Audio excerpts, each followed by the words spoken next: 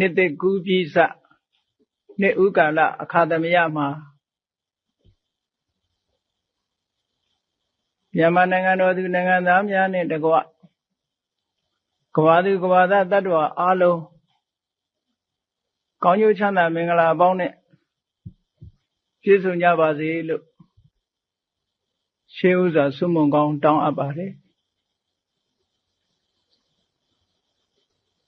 နှစ်ကူးပြီးစနှစ်ဥကာလအခါမှာဘုရားမြတ်စွာဟောကြားတော်မူခဲ့တဲ့တရားတော်များတဲ့ကနေ့စဉ်ဘဝမှာအစဉ်တပြေလိုက်နာကျင့်သုံးပြီးတော့ချမ်းသာဒုက္ခတွေရရှိဖို့ရန်အတွက်ဟောကြားထားတဲ့သုတ္တံများကိုရွေးချယ်ပြီးတော့ဒီကနေ့နေဥကာလဓမ္မလက်ဆောင်တရားကိုဟောကြားမှာဖြစ်ပါတယ်လောကရှိလူသားတွေအားလုံးဟာနှစ်ဟောင်းကုန်တိုင်းနှစ်သစ်ကိုကြိုဆိုကြပြီးနှစ်သစ်မင်္ဂလာအခါသမယမှာကောင်းကျိုးချမ်းသာတွေကိုမျှော်လင့်တောင်းတကြတာဓမ္မတာတစ်ခုလိုဖြစ်နေပါတယ်။မြည်သည့်လူမျိုးပဲဖြစ်ဖြစ်နှစ်ဥကာလအခါသမယမှာကောင်းကျိုးချမ်းသာတွေရကြပါစေကောင်းကျိုးချမ်းသာမင်္ဂလာအပေါင်းနဲ့ပြည့်စုံကြပါစေတဦးတဦးဆုမွန်ကောင်းချွေပြီးတော့ရောက်ရှိလာမယ့်နှစ်သစ်အခါသမယမှာစီးပွားရေးပညာရေးလူမှုရေးမိမိတို့ဘဝနေထိုင်ရေးတွေအလုံးအဆင်တပြေဖြစ်ဖို့ရာအတွက်မျှော်လင့်ခြင်းကြီးစွာရှိကြပါတယ်လူသားတိုင်းအားလုံးဟာတညီတည်းသောတစ်ခုတည်းသောဆန္ဒကတော့လူသားတွေဟာဒုက္ခကာမချမ်းသာခြင်းကြတယ်ဒုက္ခပฏิကူလဆင်းရဲဒုက္ခကိုယွံ့မုန်းကြတယ်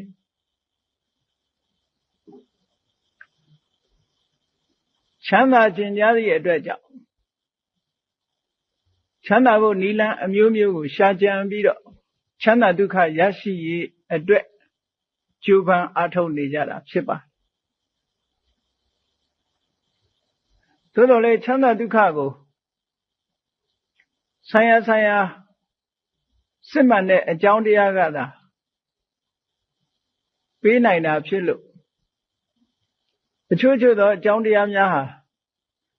ချမ်းသာဒုက္ခကိုမပေးနိုင်ဘူးမပေးနိုင်တဲ့အကြောင်းတရားများကိုလက်ခံကျင့်သုံးနေမယ်ဆိုလို့ရှိရင်မိမိတို့မျှော်မှန်းတဲ့ချမ်းသာဒုက္ခကိုမရရှိဘဲနဲ့ဒုက္ခတွေပင်လည်ဝေကြရတာတတ္တဝါတွေရဲ့အခြေအနေဒီလိုရှိပါတယ်ဒါကြောင့်မို့လို့မြတ်စွာဘုရားက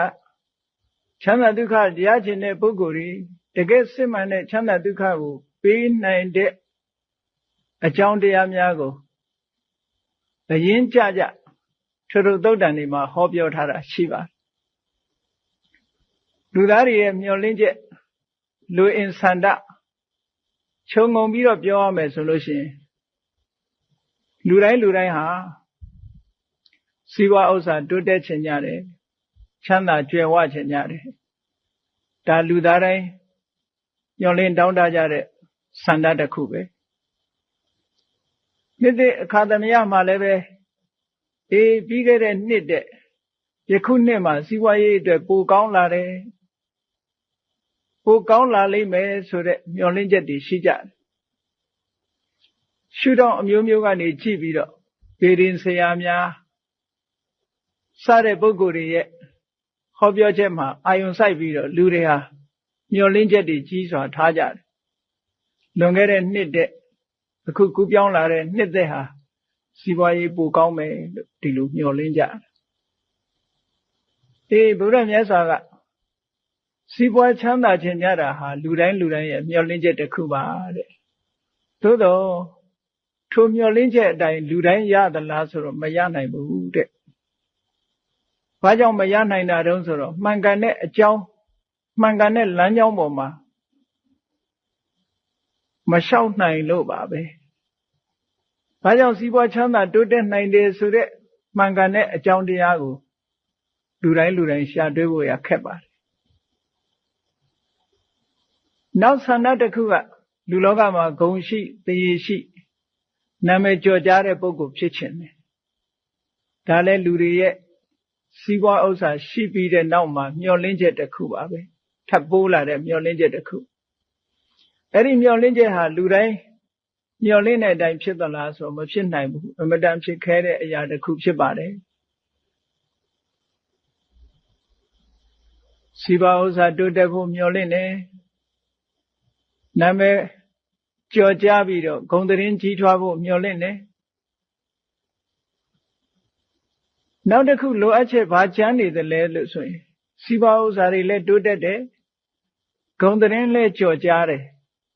လူတွေရဲ့ဆန္ဒပြီးသွားပြီလားဆိုမပြီးသေးဘူးနောက်ထပ်ဘာမျှော်လင့်မြန်တော့ဆိုရင်ချမ်းချမ်းမာမာနဲ့အသက်ရှိခြင်းကြတယ်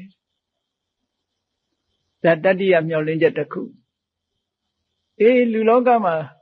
စီးပွားရေးလည်းကောင်းတယ်ဂုဏ်သတင်းလည်းကြီးတယ်ချမ်းလည်းချမ်းပါတယ်အသက်ရှိလည်းအသက်ရှိတယ်ဆိုတော့တဘဝအတွက်တော့လိုအပ်ချက်တွေအလုံးပြည့်စုံသွားပြီလို့ဆိုရမှာပါသို့တော့လူတွေရဲ့မျှော်လင့်ချက်ကတော့မကုန်သေးဘူးဘာမျောနေကြပြန်တော့ဆိုလို့ရှိရင်မနေရလို့ဒီဘဝကိုစွန့်ခွာသွားတဲ့အခါမှာကောင်းရာဒုက္ခတိရောက်ချင်တယ်ဒါနောက်ဆုံးမျှော်လင့်ချက်ပါလူတိုင်းဟာဒီမျှော်လင့်ချက်ကရှိကြပါတယ်ဘယ်ဘာသာဝင်မဲ့ဖြစ်ဖြစ်ဘုရားဘာသာဝင်နေတာမဟုတ်ဘူးဒီဘဝကမနေရလို့ဇတ်သိမ်းဘဝတစ်ခုဇတ်သိမ်းသွားတဲ့အခါမှာကောင်းရာဒုက္ခတိရောက်ဖို့ဆိုတဲ့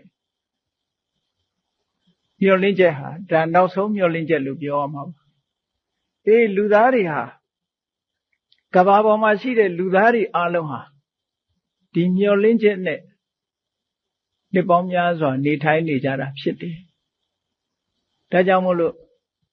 နှစ်ဟောင်းတစ်ခုကုန်လို့နှစ်သက်တစ်ခုကျုံလာတိုင်းဒီလိုမျှော်လင့်ချက်တွေကိုကြီးစွာထားပြီးတော့လာကြတယ်လူလောကမှာချမ်းသာဖို့အစစအရာရာအစဉ်ပြေဖို့ဆိုတဲ့နေရာမှာဘယ်လိုဟာတွေကချမ်းသာတာတော့ချမ်းသာဒုက္ခဆိုတာလူတွေကမျှော်လင့်ချက်အတိုင်းရလာတဲ့အခါမှာဘယ်လိုချမ်းသာမျိုးတွေရတယ်လဲလူတွေရရှိနိုင်တဲ့ချမ်းသာကိုလည်းမြတ်စွာဘုရားကဟောကြားထားတာရှိတယ်နံပါတ်1လူတွေရရှိလာတဲ့မျှော်လင့်ချက်အတိုင်းအောင်မြင်လာလို့ရရှိလာတဲ့ချမ်းသာကအဋ္ဌိဒုက္ခရှိချမ်းသာတဲ့ရှိချမ်းသာဆိုတာကိုယ်မှာစီးပွားဥစ္စာတွေအစဉ်ပြေလို့ပစ္စည်းဥစ္စာတွေရှိတယ်စိန်ရွှေရတနာတွေရှိတယ်လိုအပ်တာမှန်သမျှလူဘဝလိုအပ်ချက်မှန်သမျှကိုယ်မှာပြည့်ပြည့်စုံစုံရှိတယ်အဲ့ဒီပြည့်ပြည့်စုံစုံရှိတာကိုအကြောင်းပြုပြီးတော့ဒုက္ခသောမနတကိုချမ်းသာမှုစိတ်ချမ်းသာမှုလေးတွေရကြတယ်ဒါကိုမြတ်စွာဘုရားကအဋ္ဌိဒုက္ခရှိလို့ရတဲ့ချမ်းသာမျိုးတဲ့ဒါလူတွေခံစားရတဲ့ချမ်းသာတစ်ခုပဲဒီရှိလို့ရတဲ့ချမ်းသာကရှိတော့ပဲချမ်းသာနိုင်တာမရှိတော့ဘူးဆိုလို့ရှိရင်ချမ်းသာဒုက္ခလည်းပဲဆုံးရှုံးသွားနိုင်တယ်ဒါကြောင့်မို့လို့တည်မြဲတဲ့အရာတော့မဟုတ်ဘူးရှိနေတုန်းမှာခံစားရတဲ့ဒုက္ခမျိုးတဲ့အဋ္ဌိဒုက္ခနောက်လူတွေအခါအားလျော်စွာရတဲ့ချမ်းသာဒုက္ခတစ်မျိုးကဘာတုံးဆိုရင်ဘောခဒုက္ခအသုံးပြုရတဲ့ချမ်းသာအသုံးပြုရလို့ဖြစ်ပေါ်လာတဲ့ချမ်းသာတိုက်ရှိလို့တိုက်နဲ့နေရတယ်ကားရှိလို့ကားစီးရတယ်ပစ္စည်းဥစ္စာတွေရှိလို့ပစ္စည်းဥစ္စာတွေကိုအသုံးပြုပြီးတော့မိမိလိုချင်တာတွေရတယ်မိမိလိုရင်ဆန္ဒတွေဖြည့်တင်းလို့ပစ္စည်းဥစ္စာတွေသုံးစွဲလို့စိတ်ချမ်းသာမှုကိုချမ်းသာမှုလေးတွေရအဲ့ဒီစိတ်ချမ်းသာမှုကိုချမ်းသာမှုတွေဟာဘောဂဒုက္ခလို့ခေါ်တယ်ရလာတဲ့ပစ္စည်းဥစ္စာကိုသုံးစွဲရခြင်းကြောင့်ဖြစ်ပေါ်လာတဲ့ချမ်းသာတဲ့ဒီချမ်းသာမျိုးကိုလည်းပဲလူတွေခံစားကြရတယ်ပေါ့ဒါလည်းပဲသုံးစွဲနေတဲ့အချိန်အမတန်တူတောင်းတဲ့ချမ်းသာဒုက္ခလို့ခေါ်ရမှာပါသုံးစွဲတဲ့အချိန်မှသာရတာအသုံးမပြုနိုင်ဘူးချမ်းသာရေးကြောင့်တော်၎င်းအခြေအနေတစ်မျိုးမျိုးကြောင့်တော်၎င်းအခြေအနေမပေးလို့သောကြောင့်၎င်း မသုံးဆွဲရဘူးဆိုရင်ဒီချမ်းသာဒုက္ခလည်းအလွယ်တကူနဲ့ဆုံးရှုံးသွားတဲ့ချမ်းသာဒုက္ခမျိုးဖြစ်တယ်ဒါကြောင့်မို့ဒါလည်းခိုင်မာတဲ့ချမ်းသာမျိုးတော့မဟုတ်ဘူးလူတွေရရှိတဲ့ချမ်းသာတစ်မျိုးပဲနောက်တစ်ခုကဘာတော့ဆိုရင်လူတိုင်းဟာအစင်မပြေလို့ဖြစ်စေစီးပွားရေးတိုးချဲ့လို့ဖြစ်စေကျွေးတင်နေတတ်တာတွေရှိတယ်ကျွေးရှိနေတဲ့ပုဂ္ဂိုလ်ဒီကျွေးပေါ်မှာအမြဲတမ်းစိတ်ပူပန်ကြရတယ်တချို့နိုင်ငံတွေမှာဆိုလို့ရှိရင်ကျွေးယူပြီးတော့အလုပ်လုပ်ကြတာဖြစ်သောကြောင့်လူတွေရဲ့စိတ်ထဲမှာအမြဲတမ်းဖိစီးနေတယ်ကျွေးတွေကိုပုံမှန်ပေးနေဖို့ရာအတွက်အမြဲတမ်းစိတ်ဟာဖိစီးနေတယ်လစဉ်မြည်မြဆက်နေရမယ်ဆိုတဲ့ကျွေးတွေရှိနေသည့်အတွက်ကြောင့်အလောက်ကကိုအနားမယူနိုင်မဲနဲ့အလောက်နဲ့လူနဲ့မပြတ်လစဉ်ဆက်နိုင်ဖို့ရာအတွက်ကုန်းယုံပြီးတော့ကြိုးစားနေကြရတယ်အဲ့ဒါကျွေးရှိနေတဲ့ပုဂ္ဂိုလ်ရဲ့ဆင်းရဲမှုပဲသူများစီကကျွေးမရှိဘူးဆိုတဲ့ပုဂ္ဂိုလ်ကြတော့အာနနယဒုက္ခလို့ခေါ်တယ်ကျွေးကင်းတဲ့ချမ်းသာသူများစီပေးဆက်เสียကျွေးမရှိဘူးကျွေးမရှိသည့်အတွက်ကြောင့်နားကျင်တဲ့အခါနားမယ်သွားကျင်တဲ့အခါသွားမယ်ကျွေးမရှိသည့်အတွက်ကြောင့်ခုနလိုစိတ်ထဲမှာပူလောင်နေတာမျိုးမရှိဘူးကျွေးကင်းတဲ့ချမ်းသာဟာလည်းလောကမှာတခါတရံလူတွေရနိုင်တဲ့ချမ်းသာမျိုးဖြစ်သည့်အတွက်ကြောင့်အာနနယဒုက္ခတဲ့အဲ့ဒီကျွေးကင်းတဲ့ချမ်းသာမျိုးကိုလည်းပဲလူတွေမျှော်လင့်ချက်ထဲကတခုရလာတတ်သေးတယ်သို့တော့ဒီချမ်းသာတွေဟာတစုံတစ်ခုသောအတိုင်းအတာပေါ်မှာမှီပြီးတော့ရလာတဲ့ချမ်းသာတွေဖြစ်သည့်အတွက်ကြောင့်သိပြီးတော့အဆင့်မြင့်တဲ့ချမ်းသာမျိုးတော့မဟုတ်ဘူးတဲ့နောက်ဆုံးတကယ်အချမ်းသာဆိုတာဘယ်လိုချမ်းသာမျိုးတုံးဆိုရင်အနဝိစ္စဒုက္ခအပြစ်မဲ့ချမ်းသာဟာအချမ်းသာဆုံးဆိုပါစို့အဋ္ဌိဒုက္ခရှိချမ်းသာဆိုတဲ့အထက်မှာအပြစ်တစ်ခုကျူးလွန်ထားလို့ရှိရင်ရှိပေမဲ့ရှိချမ်းသာကိုလွှမ်းမိုးပြီးတော့ဆင်းရဲကြရသေးတယ်ဘောဂဒုက္ခစားနိုင်တောင်းနိုင်တော့လည်းပဲအပြစ်တစ်ခုရှိနေပြန်လို့ရှိရင်ဘောဂဒုက္ခကလည်းပဲလူရဲ့စိတ်ကိုချမ်းမြေ့စေနိုင်မှာမဟုတ်ဘူးအပြစ်တစ်ခုရှိနေလို့ရှိရင်ခုနကကျွေးကင်းတဲ့ချမ်းသာကလည်းပဲကယ်နိုင်မှာမဟုတ်ဘူးဒါကြောင့်မို့လို့လူလောကမှာတန်ဖိုးရှိဆုံးအခိုင်မာဆုံးချမ်းသာဆိုတာကတော့မြတ်စွာဘုရားကအနဝိစ္စဒုက္ခအပြစ်မဲ့ချမ်းသာကိုယ်အနေနဲ့ကာယကံအပြစ်မျိုးဝစီကံအပြစ်မျိုးမနောကံအပြစ်မျိုးဘယ်ဘက်ကလှည့်ကြည့်ပြစ်မှုတစ်ခုကျူးလွန်ထားတာမရှိဘူးဆိုလို့ရှိရင်အဲ့ဒီပုဂ္ဂိုလ်ရရှိတဲ့အပြစ်ကင်းစင်လို့စိတ်ထဲမှာချမ်းသာပျော်ရွှင်ရတဲ့ချမ်းသာဟာခုနကပြောတဲ့စားသုံးရရှိတဲ့ချမ်းသာတို့စားသုံးရတဲ့ချမ်းသာတို့ကျွေးကင်းတဲ့ချမ်းသာတို့တဲ့ပို့ပြီးတော့ကောင်းတဲ့ချမ်းသာတစ်ခုလို့မြတ်စွာဘုရားအဒီလိုဟောတာပါလောကလူသားတွေဟာမျောလင်းချက်တွေနဲ့နေကြတယ်အခါအားလျော်စွာချမ်းသာဒုက္ခတွေရတယ်အဲ့ဒီချမ်းသာဒုက္ခတွေတဲကအပြစ်မဲ့ချမ်းသာဆိုတာကြတော့လူတိုင်းရကြတာမဟုတ်ဘူးရှိချမ်းသာခံစားတဲ့လူလည်းအပြစ်မဲ့ချမ်းသာရခြင်းမှရတယ်သုံးဆောင်မှုချမ်းသာဆိုတဲ့ဘောဂဒုက္ခကိုခံစားနေရတော့လည်းပဲအပြစ်မဲ့ချမ်းသာရခြင်းမှရတယ်အာနနယဒုက္ခလို့ကျွေးကင်းချမ်းသာခံစားနေရတော့လည်းပဲအနဝိစ္စဒုက္ခဆိုတဲ့အပြစ်မဲ့ချမ်းသာမျိုးရခြင်းမှရတယ်အပြစ်မဲ့ချမ်းသာဒီချမ်းသာလေးမျိုးမှာတော့အကောင်းဆုံးသောချမ်းသာမျိုးဖြစ်ပါတယ်လူလောကမှာအတိုင်းအတာတစ်ခုအားဖြင့်လူတွေရဲ့မျှော်လင့်ချက်တွေလိုအင်ဆန္ဒတွေနှစ်သက်ခါသမျှမှာအမျိုးမျိုးဖုံဖုံတွေးတောပြီးတော့မျှော်လင့်ပြီးတော့နေကြတာဆုအမျိုးမျိုးတောင်းကြတယ်မင်္ဂလာအပေါင်းနဲ့ပြည့်စုံကြပါစေတူလည်းပဲမင်္ဂလာဆိုတဲ့စကားလုံးလေးကိုသုံးရပြီးတော့မျှော်လင့်ချက်နဲ့လူလောကမှာနေကြတယ်မင်္ဂလာဆိုတဲ့စကားလုံးဟာတတိထားဖို့ကောင်းတာကတော့ လောကီမင်္ဂလာနဲ့လောကုတ္တရာမင်္ဂလာလို့ဒီလိုနှစ်မျိုးခွဲပြီးတော့မှတ်သားဖို့လိုအပ်တယ်လောကကယူဆထားတဲ့မင်္ဂလာလို့ယူဆထားတဲ့အရာတွေဟာအကုန်လုံးတကယ်မင်္ဂလာအစစ်ဖြစ်ခဲ့လားလို့ဆိုတော့မြတ်စွာဘုရားကတကယ်မင်္ဂလာအစစ်မဖြစ်ဘူးတဲ့တကယ်မင်္ဂလာအစစ်ကိုမြတ်စွာဘုရားမင်္ဂလာသုတ်တံမှာ38ဖြာမင်္ဂလာတရားများကိုဟောထားတာဖြစ်လို့ဘုရားဘာသာဝင်သူတော်စင်များကတော့38ဖြာမင်္ဂလာအကြောင်းသိကြကောင်းကျိုးချမ်းသာကိုရစေနိုင်ဖို့အခြေအနေကောင်းတွေအကြောင်းတရားကောင်းတွေမိမိတို့တဏ္ဍမှာတကယ်ဖြစ်မှ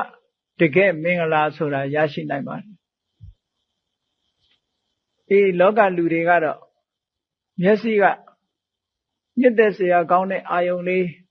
ကြည်နူးစရာကောင်းတဲ့အာယုံလေးလှပတဲ့အာယုံလေးတစ်ခုကိုမြင်လိုက်ရလို့ရှိရင်မင်္ဂလာရှိလိုက်တာလို့ယုံကြည်ကြတယ်နားကသာယာတဲ့အတန်ကိုကြားတယ်ကောင်းသတင်းကြားရတယ်မင်္ဂလာရှိလိုက်တာလို့ယူဆကြတယ်ထို့တူပဲနှာခေါင်းကားတို့လျှာကားတို့ခန္ဓာကိုယ်အထီးတွေ့တို့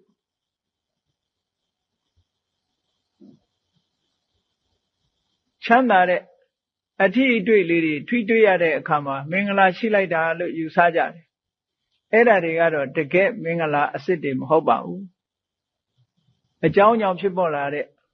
တာမန်အကျိုးတရားလေးတွေလူတွေမှာမမြင်နိုင်တဲ့အကြောင်းတရားလေးတွေကြောင့်မို့လို့ရရှိလာတဲ့လောကီမင်္ဂလာလေးတွေမျှတာဖြစ်ပါတယ်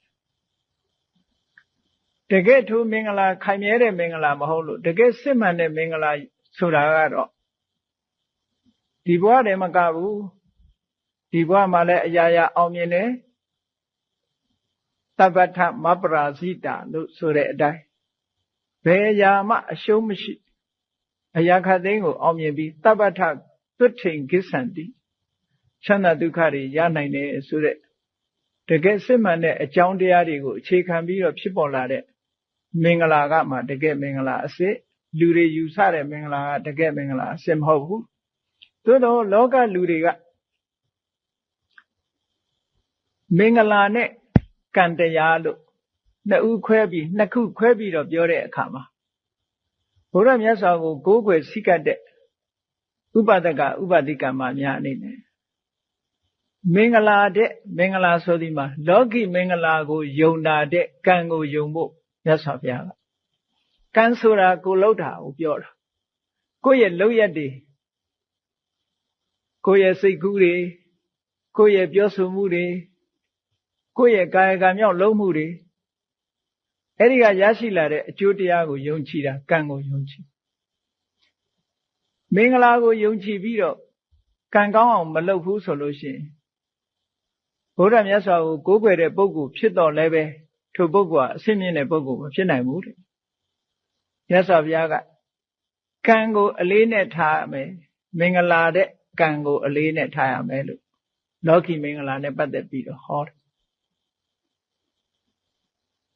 အဲ့တော့လောကလူသားတော်တော်များများကတော့မင်္ဂလာရှိတဲ့အရာလို့သတ်မှတ်လိုက်တာဟာမျက်စိထဲမှာမြင်ရလို့ကြည်နူးစရာလေးတွေနားထဲကကြားလို့ကြည်နူးစရာလေးတွေဒီအရာလေးတွေပေါ်မှာပဲသုံးသပ်ပြီးတော့မင်္ဂလာရှိတယ်လို့သတ်မှတ်ကြတယ်အဲ့ဒီမင်္ဂလာဟာတကယ်တော့ခိုင်မြဲတဲ့အရာတစ်ခုမဟုတ်ဘူးတဲ့တကယ်မင်္ဂလာအစစ်ဆိုတာတော့38ပါးသောအကြောင်းတရားတွေအတိုင်းလိုက်နာကျင့်သုံးလို့ရရှိလာတဲ့ဘဝလမ်းကြောင်းဖြောင့်တန်းတဲ့အရာခတ်သိမ်းကိုအောင်မြင်တဲ့အခြေအနေတရက်တည်တာလည်းတကယ်မင်္ဂလာအစစ်ဖြစ်တယ်အဲ့ဒီတကယ်မင်္ဂလာဖြစ်ဖို့ရအတွက်ဘုန်းကြီးတွေဘာလို့เสียလိုသလဲလို့ဆိုလို့ရှိရင်38ဖြာမင်္ဂလာတဲမှာပါတဲ့အကြောင်းတရားတွေထဲမှာတမ္ပတ္တိစက်လို့ဆိုပြီးတော့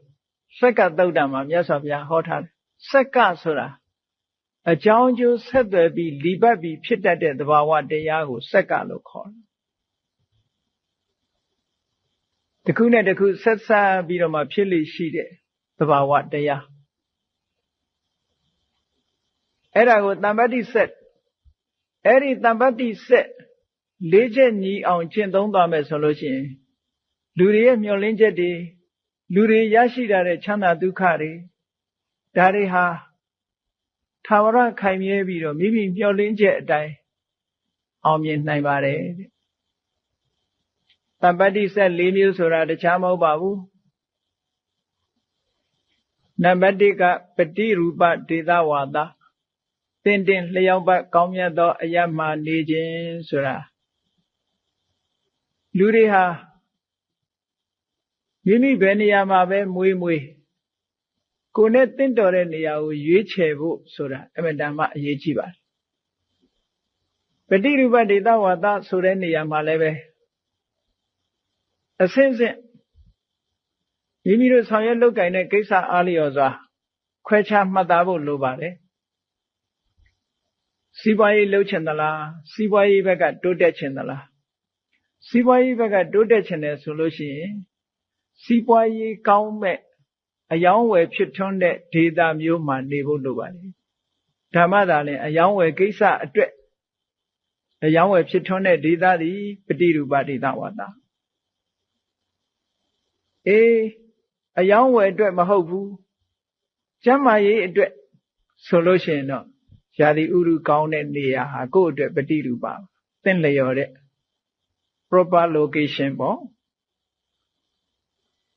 သူဆိုင်ရာရွေးချယ်တတ်ဖို့မြတ်စွာဘုရားကတရားသေးကြီးဟောတာမဟုတ်ပါဘူးကျမ်းမာရေးအတွက်ဆိုရင်ကျမ်းမာရေးကောင်းတဲ့ရာသီဥတုကောင်းတဲ့ဆရာသမားတွေပြည့်စုံတဲ့ဆရာဝန်တွေရှိတဲ့ကြောင့်မှဖြစ်ရင်ဆေးဝါးကုလို့ရတဲ့နေရာမျိုးကိုရွေးချယ်ပြီးတော့နေရမယ်တဲ့ပညာရေးအတွက်လားပညာရေးအတွက်တိုးတက်ချင်တယ်ဆိုလို့ရှိရင်ဆရာကောင်းကောင်းတက္ကသိုလ်ကောင်းကောင်း college ကောင်းကောင်းကျောင်းကောင်းကောင်းဒီလိုနေရာမျိုးတွေမှာရွေးချယ်ပြီးတော့နေဖို့လိုပါတယ်ဒါမှကိုယ့်ရဲ့မျှော်မှန်းချက်ဟာအောင်မြင်နိုင်တယ်လို့ဒီလိုဆိုတာအဲ့လိုမဟုတ်ဘူးဒုက္ခခတ်သိမ်းချုပ်ငြိမ်းရာဖြစ်တဲ့နိဗ္ဗာန်အတွက်တရားချင့်ရင်လည်းဆိုလို့ရှိရင်တရားဓမ္မထွန်းကားပြီးတော့တရားပြသနိုင်တဲ့နေရာမျိုးဆရာသမားရှိတဲ့နေရာမျိုးရွေးချယ်ရမယ်သူ့နေရာနဲ့သူဒီလိုရွေးချယ်တာပฏิရူပဒေသတရားသေးကြီးမှတ်ထားလို့မရဘူးတရားသေးကြီးမှတ်ထားလို့မရဘူးမိမိနဲ့တင့်လျော်တဲ့နေရာတစ်ခုကိုရွေးချယ်ပြီးတော့နေတာဟာအရာရာကိုအောင်မြင်နိုင်တယ်လို့ဆိုတာဒီနေရာမှာဘုရားမြတ်စွာဟောထားတဲ့သုတ်တံကလေးတစ်ခုရှိတယ်ဘီလုံးငှက်ကလေးအကြောင်းကိုဘီလုံးငှက်ကလေးဟာအပြင်မှထွက်ပြီးတော့အစာရှာတဲ့အခါကျတော့သိငှက်ကြီးတစ်ကောင်ရဲ့ထိုးတုပ်မှုကိုခံရတယ်အဲ့တော့ဘီလုံးငှက်ကလေးကတဲ့ငါကိုကလော်လီတာကိုနေရာကိုမနေဘူးသူများနေရာသွားနေလို့ငါဒီလိုခံရတာငါနေရာမှာဆိုလို့ရှိရင်တော့ဘယ်လိုငှက်ကြီးတွေဘယ်လိုကြိုးသိမ်းတွေလာငါမမှုဘူးနဲ့တတွတ်နဲ့သူကပြောနေတယ်တတွတ်ပြောနေတဲ့အခါကျတော့သူ့ကိုကုတ်သွားတဲ့ကြိုးသိမ်းကြီးကမခံကျင်ဘူးအမေမင်းလူကောင်ကဘယ်နေရာနေငါလက်ကလွတ်မယ်လို့ထင်သလားမင်းနေရာဘယ်မတုံးဆိုကျုပ်နေရာထဲသာခဲထဲမှာလို့ဆိုကောင်းပြီမင်းနေရာသွားမင်းငါလာဖမ်းမယ်ပေါ့ဆိုပြီးတော့ဘီလုံးငှက်ကလေးလွတ်လိုက်တာဘီလုံးငှက်ကလေးကပြန်သွားပြီးတော့သူနေတဲ့ထဲသာခဲပေါ်မှာတက်ပြီးတော့သိငှက်ကြီးကိုလှမ်းပြီးတော့စိန်ခေါ်လိုက်တဲ့လာခဲ့ပါဒါကျုပ်နေရာကျုပ်ရောက်ပြီခင်ဗျားမမှုဘူးလို့ဆိုတော့ဟိုကောင်ကစိတ်လဲဆိုးတာပေါ့မလောက်လေးမလောက်စားနဲ့သူ့ကိုစိန်ခေါ်ရမလားလို့ဆိုပြီးတော့အတောင်ပံရုပ်သိမ်းပြီးတော့ထိုးဆင်းလာလိုက်တာထိုးဆင်းလာလို့သူနာရောက်တော့မယ်ဆိုတာကိုလည်းသိလိုက်ရောစုတ်ခနဲ့ဆိုပြီးတော့ထဲသာခဲအောက်ဝင်ဝတ်လိုက်တာဂျိုးသိန်းကြီးကအရှိန်မထိန်နိုင်တော့ရင်ဘတ်နဲ့ထဲသာခဲနဲ့ဆောင်းပြီးတော့ဂျိုးသိန်းကြီးသေပွဲဝင်သွားတယ်ကြည့်ဘလောက်ပဲအားနည်းတဲ့အကောင်ပဲဖြစ်ဖြစ်ကိုနေရာကိုနေလို့ရှိရင်တော့အားရှိတာပဲ အဲ့ဒါကိုမြတ်စွာဘုရားကဟောတာပါပฏิရူပဒေသဝါဒဆိုတာရွေးချယ်ရတယ်တဲ့ကိုယ်နဲ့လိုက်တဲ့နေရာမျိုးကိုရွေးချယ်ပြီးလောကလူတွေကအစွဲလေးတစ်ခုရှိတယ်ကိုမွေးတဲ့နေရာတို့ကိုပျော်တဲ့နေရာတို့နေကြတယ်တော်တဲ့နေရာမှာမနေဘူးပျော်တဲ့နေရာမှာနေတယ်လူတွေကနေရာရွေးတာကိုအပျော်နဲ့ရွေးကြတယ်တော်တာနဲ့မရွေးဘူးမြတ်စွာဘုရားကတော်တာနဲ့ရွေးဖို့ပฏิရူပဒေသဝါဒကိုဒီလိုဟောတာအဲ့ဒါကြောင့်မို့လို့နေရာဒေသလေးကိုရွေးချယ်နေတတ်မယ်ဆိုလို့ရှိရင်ကိုယ့်အတွက်အောင်မြင်မှုတွေရရှိလာနိုင်တယ်ဒါကိုတမ္ပတ္တိဆက်လို့ခေါ်တယ်အရာရာမှာအောင်မြင်နိုင်တယ်ပฏิရူပဒေသရွေးသည့်အတွက်ကြောင့်လူတော်လူကောင်းတွေနဲ့တွေ့ရတာဆိုတဲ့အကြောင်းတစ်ခုထပ်ရလူတော်လူကောင်းတွေနဲ့တွေ့တော့ဘာဖြစ်တုံးဆိုရင်လူကောင်းနဲ့ပေါင်းသည့်အတွက်ကြောင့်စိတ်ကောင်းနှလုံးကောင်းထားတတ်တယ်ကောင်းတဲ့အလုပ်တွေကိုလုပ်တတ်လာတယ်ပုပ္ပေသကတပုညတ္တာဆိုတာမျိုးပေါ့အတိတ်ဘဝကုသိုလ်ကောင်းမှုတွေရှိလာခဲ့တယ်ကုသိုလ်ကောင်းမှုတွေလုပ်လာတယ်ဒီဘဝမှာလည်းလုပ်လာတယ်အတိတ်ဘဝလည်းကုသိုလ်ကောင်းမှုတွေရှိတယ်လူကောင်းနဲ့ပေါင်းသည့်အတွက်ကြောင့်ဆိုပါစို့တရားပွဲတွေသွားပြီးတရားနာတဲ့မိတ်ဆွေနဲ့ပေါင်းသည့်အတွက်ကြောင့်ကိုယ်လည်းတရားနာဖြစ်တယ်အလှတန်းဝါသနာပါနဲ့မိတ်ဆွေနဲ့ပေါင်းသည့်အတွက်ကြောင့်ကိုယ်လည်းအလှတန်းလုပ်ဖြစ်တယ်သီလဆောင်ထိန်းတဲ့မိတ်ဆွေကောင်းနဲ့ပေါင်းပြီးသည့်အတွက်ကြောင့်ကိုယ်လည်းသီလဆောင်ထိန်းဖြစ်တယ်ကမ္မထာအားထုတ်တဲ့မိတ်ဆွေနဲ့ပေါင်းသည့်အတွက်ကြောင့်ကိုယ်လည်းကမ္မထာအားထုတ်ဖြစ်တယ်ဆိုတော့ဟောကုသိုလ်တွေရပုပ္ပေသကတပုညတ္တာဖြစ်အဲ့ဒီကနေပြီးတော့လူတော်လူကောင်းတွေနဲ့ပေါင်းတယ်ကုသိုလ်ကောင်းမှုတွေလုပ်ဖြစ်လာတယ်နောက်ဆုံးအဓိကအချက်ကဘာဖြစ်လာတော့ဆိုအတ္တတမ္မာပဏိတိကိုနေတတ်ထိုင်တတ်လာကောင်းကောင်းထားတတ်လာစိတ်ထားတတ်လာတရားဓမ္မနာယူသဖြင့်ဘယ်လိုစိတ်ထားရမယ်ဘယ်လိုနှလုံးထားရမယ်ဆိုတာတွေသဘောပေါက်လာသည့်အတွက်ကြောင့်အတ္တတမ္မာပဏိတိဆိုတဲ့မိမိကိုယ်မိမိစိတ်ကောင်းအောင်ပြုပြင်ပြီးတော့နေတတ်ထိုင်တတ်လာတယ်အဲ့ဒီတမ္ပတ္တိဆက်ကတော့အခုပြောခဲ့တဲ့အထက်မှာအတ္တတမ္မာပဏိတိဆိုတဲ့ဆက်ဟာအရေးကြီးဆုံးပါပဲအတ္တတမ္မာပဏိတိအထိအောင်ရောက်သွားပြီဆိုလို့ရှိရင်ကိုချင်းတရားမကောင်းသေးဘူးဆိုရင်ကောင်းအောင်ပြုပြင်တယ်အတ္တတမ္မာပဏိတိဒါနကောင်းမှုတွေမရှိသေးဘူးဆိုရင်ဒါနကောင်းမှုတွေလုပ်လာတယ်ဘာဝနာကောင်းမှုတွေမရှိသေးဘူးဆိုရင်ဘာဝနာကောင်းမှုတွေကျင့်ကြံကြိုးကိုအားထုတ်လာတယ်တရားဓမ္မနဲ့ပတ်သက်ပြီးတော့အသိနည်းနေတယ်ဆိုရင်အသိများလာအောင်ကိုယ့်ကိုလေ့လာတယ်ဖတ်ရှုတယ်ဟောအတ္တတမ္မာပဏိတိကိုပြင်းလာသည့်အတွက်ကြောင့်ကိုဟာလူကောင်းတစ်ယောက်ဖြစ်လာအရေးကြီးဆုံးကဟောဒီတမ္ပတ္တိဆက်၄မျိုးထဲမှာအတ္တတမ္မာပဏိတိဆက်ဟာအရေးကြီးဆုံးပဲတဲ့အတ္တတမ္မာပဏိတိကနေပြီးတော့ဉာဏ်နဲ့စက်တွေကိုထိန်းသွားလို့ရတယ်အကယ်၍အတ္တတမ္မာပဏိတိဆိုတာပြတ်သွားလို့ရှိရင်ဉာဏ်နဲ့စက်တွေကတခုမှအကူအညီမပေးနိုင်တော့ဘူးစဉ်းစားပြီးတော့ကြည့်လေဘုရားမြတ်စွာနဲ့ညီကိုဝမ်းခွဲတော်ပြီးတော့မြတ်စွာဘုရားကိုဆန့်ကျင်မဲ့လှုပ်သွားတဲ့သာသနာမောင်မှာဘုရားမြတ်စွာရဲ့တပည့်တာဝကတစ်ပါးအနေနဲ့ယဟန်တော်တစ်ပါးအနေနဲ့ဝင်ရောက်လာတဲ့ရှင်ဒေဝဒတ်အကြောင်းကိုသိ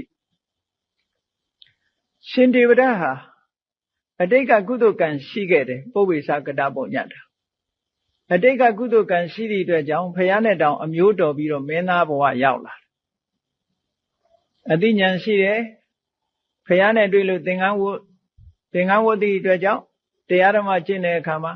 ဇံအပင်ညင်တွေရတယ်တကူဣတိပတ်တွေနဲ့ပြည့်စုံတာမန်ပုဂ္ဂိုလ်မဟုတ်ဘူးနော်ပုပ္ပေသကတပုညတ္တာရှိတယ်မြတ်စွာဘုရားပွင့်တဲ့ဒေသမှာလည်းဖြစ်တယ်ဖယားဖွားတော်မူတဲ့ကပိလဝတ်နဲ့မလမကမ်းမှာရှိတဲ့ဖယားရဲ့ဇာတိဒေသဖြစ်တဲ့ကပိလဝတ်နဲ့မလမကမ်းမှာရှိတဲ့ဒေဝဒဟဆိုတဲ့နေရာမှာသူမိသားစုနေထိုင်တာဖြစ်တော့ပฏิရူပဒေသဝါဒပဲသင်လျော်တဲ့အရပ်မှာလည်းသူနေတယ်ရှေးကလည်းကုသိုလ်ကောင်းမှုရှိတယ်သင်တော်တဲ့အရပ်မှာလည်းနေတယ်မြတ်စွာဘုရားနဲ့ရှင်သာရိပုတ္တရာစတဲ့သူတော်ကောင်းတွေနဲ့လည်းသူတွေ့တယ် တွေးလို့တရားကျင့်လို့ဇာဘိညာဉ်တွေထိအောင်ပေါက်ရောက်အောင်မြင်ခဲ့တယ်သို့တော့ကိုပြုပြင်ထိမ့်သိမ့်မှုဆိုတာမရှိဘူးစိတ်ကောင်းနှလုံးကောင်းထားပြီးတော့တရားဓမ္မဆက်လက်ပွားများရမှာမပွားများပဲနဲ့မြတ်စွာဘုရားကိုအန်တုလာတယ်ဘုံတကူချီးကျင်လာတယ်ဖြတ်လန်းကဘုရားဖြစ်ချင်လာတယ်ဆိုတာတွေနဲ့အတွေးအခေါ်တွေမှားပြီးတော့အတ္တတမ္မပဏိတိဆက်ဖြစ်ပြတ်သွားတာနဲ့တပြိုင်နက်ရှင်ဒေဝရရဲ့အခြေအနေတစ်ခုဟာနော်ယဟန်ဘဝကနေပြီးတော့နောက်ဆုံးအချိန်မှာ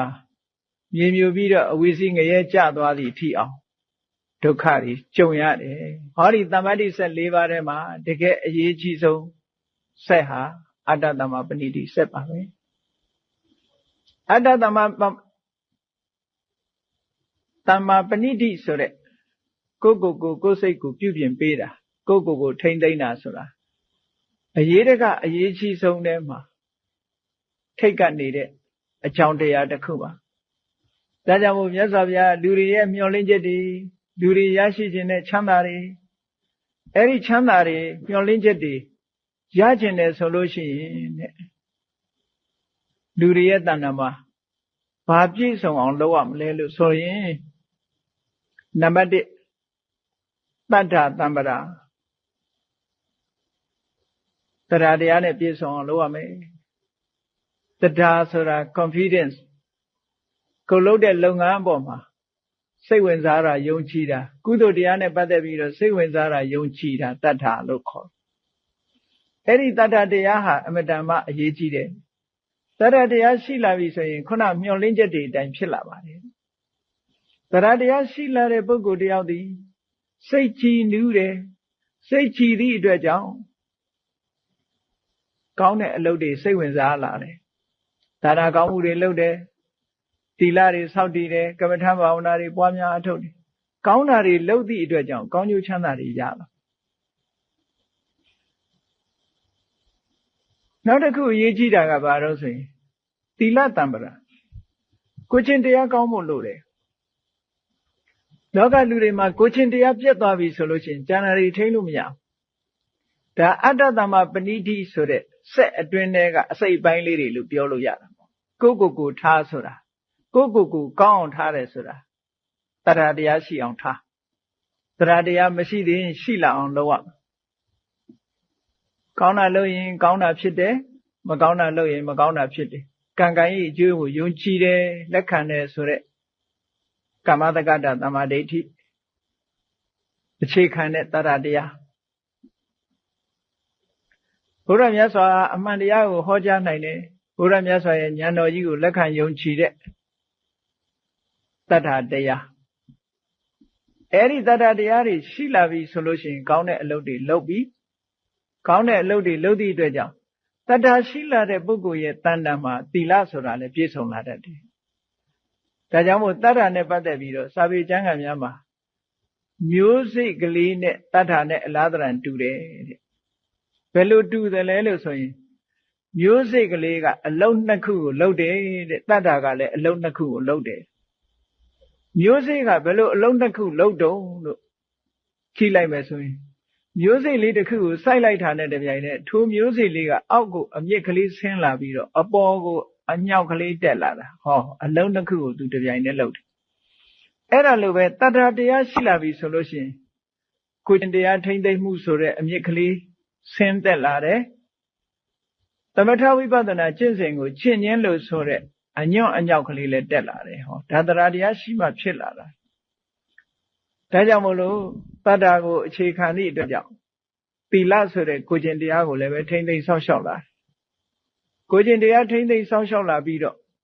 နောက်တစ်ခုလိုအပ်ချက်ကဘာလို့ဆိုရင်သာခတံပရာလောကမှာလူတွေဟာရရှိလာတဲ့ပစ္စည်းကိုတယောက်တည်းမှမသုံးသင့်ဘူးအများနဲ့ share လုပ်ပြီးခွဲဝေပြီးတော့သုံးသင့်တယ်ကိုတယောက်တည်း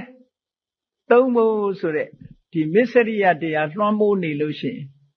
ထိုပုဂ္ဂိုလ် society မှာအကျိုးပြုတဲ့ပုဂ္ဂိုလ်မဖြစ်ဘူး